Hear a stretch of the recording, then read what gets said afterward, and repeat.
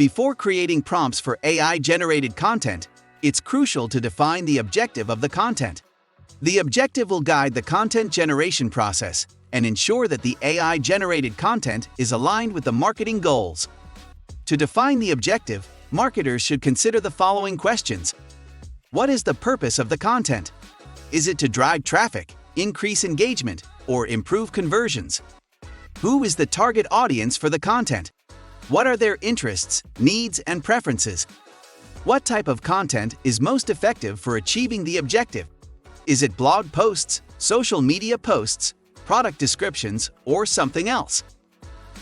By answering these questions, marketers can define a clear and specific objective for the AI-generated content. The objective should be measurable and aligned with the overall marketing strategy.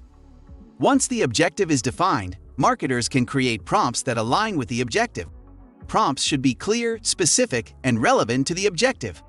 For example, if the objective is to drive traffic to a website, the prompt should be focused on creating content that is optimized for search engines and includes keywords that are likely to attract visitors.